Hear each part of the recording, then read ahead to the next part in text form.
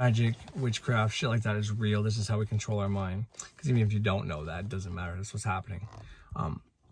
But I mean, I played Grant Morrison a long time ago, a few times. He's on stage where he talks about how to do sigil magic, and then he talks about how back in the day, no, different scientists have done different studies, but basically one of the ones that people don't know much about is a simple study that as we evolve, our brain evolves. Our brain today isn't the same as the people when they wrote the Bible. Well, maybe because it might have been written like 20 years ago, who knows? But point is, it wasn't the same as, let's say 2,000 years ago. Whether it's 2012, like it is in Ethiopia right now, or it's 2020, and look that up if you don't believe me. But I heard that from Ralph Smartin, and I looked it up, and it's true. It's 2012 right now in Ethiopia. They don't use the Gregorian calendar, but anyways.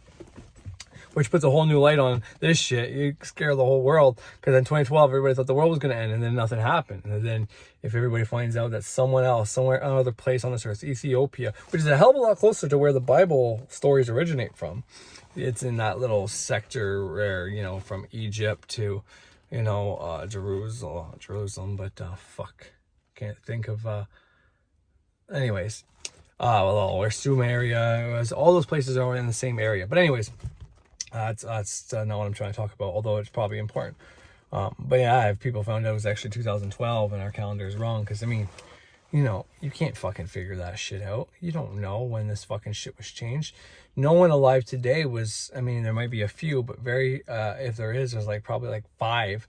But how many people were born or are alive in the 1900s that are alive today? We don't know anything that could have been changed or switched or anything on us. We don't know if the time could have been, well, let's just hike it up 5 years, 10 years or something. Anyways, I'm not saying that's what happened. I just like to point out how much we don't know. And everybody should take that on and not pretend like they know everything.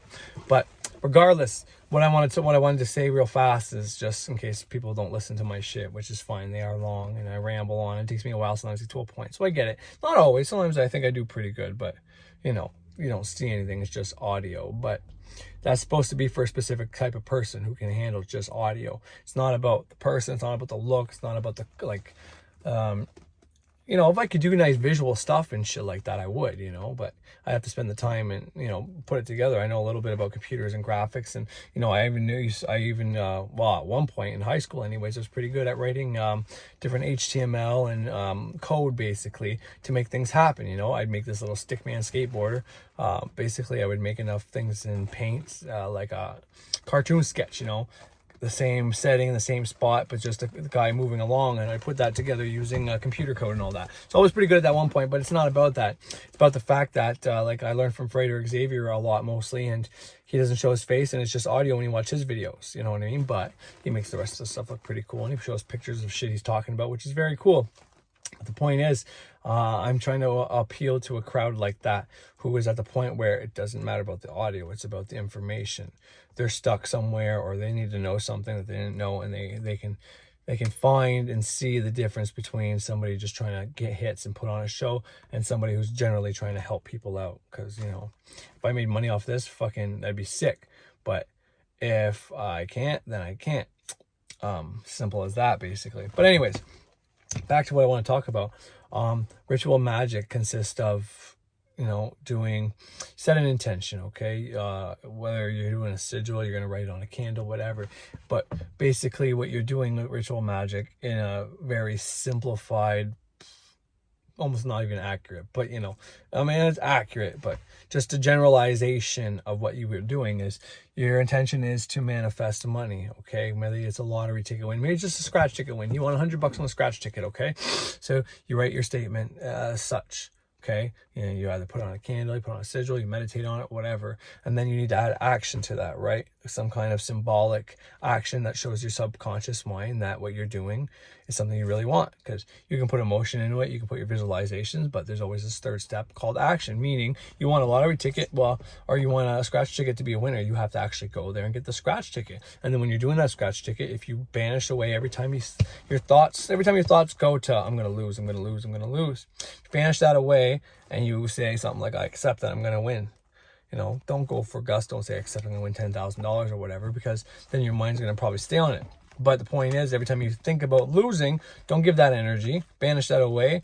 Say you're going to win. Maybe stop doing the ticket, move away, and then come back to it when you can actually do the ticket without paying attention to the ticket. I know that sounds hard. That sounds fucked up. But every time I've done that, I've won. The one day I was scratching on the bingo ticket, the 3 things at the bottom, you have to match 3 to get $15, and I was playing with the baby I was talking to her. Wasn't even watching. I was like watching the TV, half playing with her. I scratched all 3, and I did my ticket. I'm like, fuck, I didn't win. And I looked down at the bottom, and I won, and I had no idea. You know what I mean? My mind was out of it the whole time. But while I was scratching the top part of the bingo, I was thinking about, trying to do what I was saying. But every time you banish something away and you accept something, you're thinking about it while you're doing it. Therefore, it's hard for it to manifest. And you can say, well, you just bought the ticket, this, that, and the other thing. Yes, but I'm telling you right now, I don't know. You can play those games and say that shit all you want. But as far as I'm concerned, if you can do your lottery ticket after you've set an intention to win and did a ritual some other day, maybe even earlier that day. Generally, though, I do it a day after. I try to. Doing it like an hour later, not so much, because I've done that before. Bought a ticket, set my intention to win, nothing. And then the next day, I fucking buy another one, and then boom, I win. So, yeah, especially on Jupiter day, Venus day is good, but, I've had a lot of luck with Mars and the Sun, and, almost every day of the week, really. Saturday was one of the days I never bought them, but I got a big win on Saturday, too, recently, so... Anyways, that's not what I'm talking about, but it's the example I'm giving for how ritual magic works. Sorry, my dog's going ape shit. There she is over there barking. Look at her, crazy. Hey! That's my Mia. Mia, that's enough! Lay down. Sorry about that. Anyways, so if you were trying to manifest some money, you're going to set it and you're going to forget it. Okay, and then you're going to go do action. So the action is buying the ticket, basically. Going up to the store, buying the ticket. So that's your action. So what I'm trying to say is, whether you believe it or not, whether it's done on purpose or not, the fact that with everything going on, if people are staying at home, watching the news, waiting for the newest thing to happen, either for things to get better, hopefully, or waiting for things to get worse. But they're at home listening to the same shit over and over and over again. They're getting the same stats over and over again. How many people have died, how many people, whatever. Some people look into it and try to get a little more information about it, maybe to know something, maybe to post something, who knows. Point is, though, they're getting the bottom line shit every day over and over again. Well, what is that? Well, that's affirmations. Okay, that's repetition is the father of learning.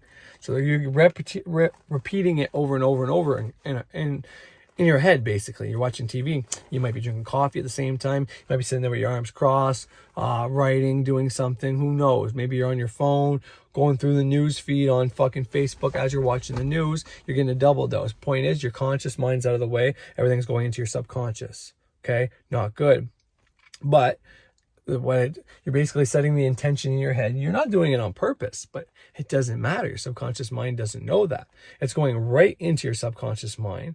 And, like I said, the drastic change that you had, or the fact that you used to go to work and everything was fine, to not being able to go to work, if that's the case for you, or having to go out, wear gloves and a mask. I mean, that's a drastic change. It shows your mind, whoa, something's different. And then when you come home, your mind's trying to figure out what's different. Well, then all it's getting is bad, danger, fucking killing people, dying, bad virus. So basically, that's basically like your statement of intent and your intention, and you're doing it in a hypnosis trance-like state. If you're sitting on the couch, it's kind of zoned out. And even if you're not, maybe you're having a coffee, you're awake, but it doesn't mean you can't be in a different brainwave state if you're on your phone going through the news feed and doing something else. Anytime you're consciously doing one thing at a time. This is why multitasking is so goddamn hard, because when you start doing one thing and you try to do 2 other things at the same time, your conscious mind's only focusing on one thing at a time. Now, if you've learned multitasking and it got into your subconscious where you can do 3 things at the same time, in the sense of, there's 3 things actively going that you have to be there when they finish, but in the meantime, all you have to do is kind of watch over them. You get that in your subconscious and you can excel and you can do that well. Okay. But it's very hard to do that.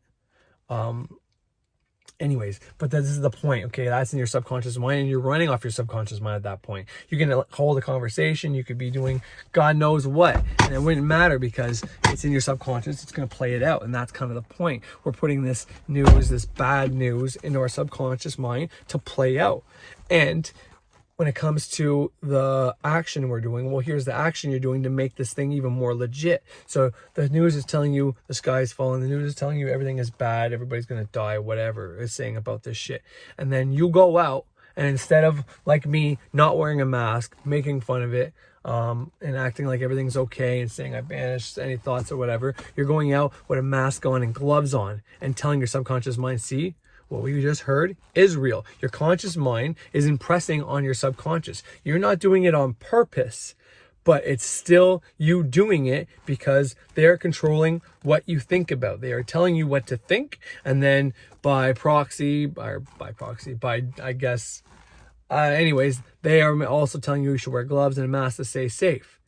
And, you know, you're probably already safe. If you're going to get it, you're going to get it. If you're not, you're not. It's kind of one of those things in my eyes. But by showing your mind that, oh, look, there is something to worry about. Look, we can't go to work anymore. That was, you know, worry number one. And then now we can't go outside. We can't be around people. There's all these things that are put into place to change your mind's routine, to show your subconscious mind that something drastic is happening. And then you hear the fucking affirmations all day of affirming that this shit is real and you can die for a minute. Look at how many people already died over and over again. This is why I say if you're trying to do magic, you should at least for a couple hours a day, every day, put on magical people on YouTube, wherever they are, talking about manifestations, talking about what does Frater Xavier call it?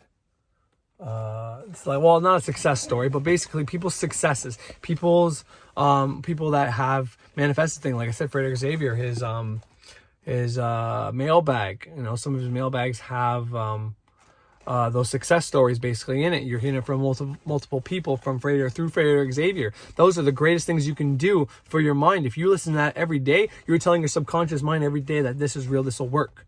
That's one of the ways I program my mind, with him, with Birch, with many other people telling me that magic's real. This is how they did it. This is how they did it. And then lo and behold, now, like, you know, if I wait 4 days for something, it's a long time. I'm not, and I know it sounds fucked up, but it's like, well, how come you don't have more money? How come this is blah, blah, blah, blah, blah? It's like, well, it's not like that.